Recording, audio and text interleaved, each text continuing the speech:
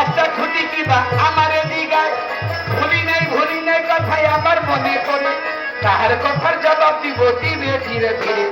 এইভাবে তে সবাই মিলে থাকিলে নীরব, বাবা এইভাবে তে সবাই মিলে থাকিলে নীরব, আমাদেরও মনের কথা বলা যাবে সব।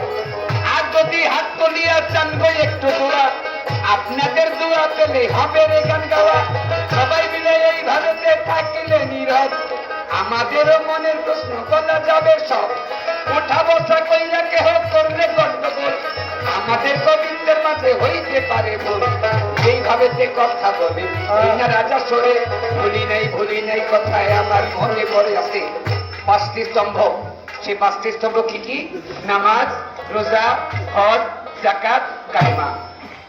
এই পাঁচটি স্তম্ভ পাঁচটা খুঁটির মধ্যে এই পাঁচটা খুঁটির কথা বলা হয়েছে। সাফ ভাবে যদি বলি, ইমানি মুফাসসিলের মধ্যে বলেছে আপনি যত কিছুই করেন আপনার পাঁচটা খুঁটি আগে ঠিক হবে। ইমান যদি আপনার ঠিক হয়, আপনার ইমান ঠিক হইলে আপনার জন্য নামাজ, ইমান ঠিক হইলে আপনার জন্য রোজা, ইমান ঠিক হইলে আপনার জন্য হজ, ইমান ঠিক হইলে আপনার জন্য কালেমা। নামাজ, রোজা, হজ, যাকাত, কালেমা, এই পাঁচটি স্তম্ভ আপনার ঠিক হবে যদি আপনার ইমানটা ঠিক থাকে।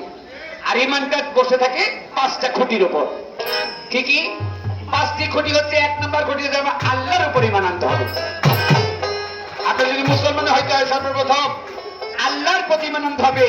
দুই, আল্লাহ নবী হযরত মুহাম্মদ সাল্লাল্লাহু আলাইহি ওয়াসাল্লাম আমার আখিরি পয়গম্বর, ইমান আনতে হবে আপনার নবীর উপর।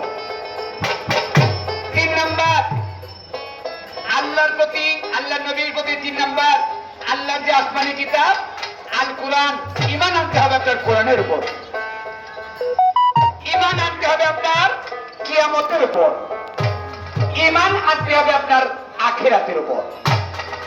এই পাঁচটি জিনিসের উপর যদি আপনার ইমান আছে তাহলে আপনি পুরোপুরি ইমানদার হইলেন।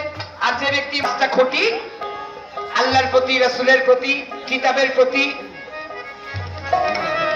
কিয়ামতের প্রতি, আখিরাতের প্রতি, এই তো তাহার কথা ছিল।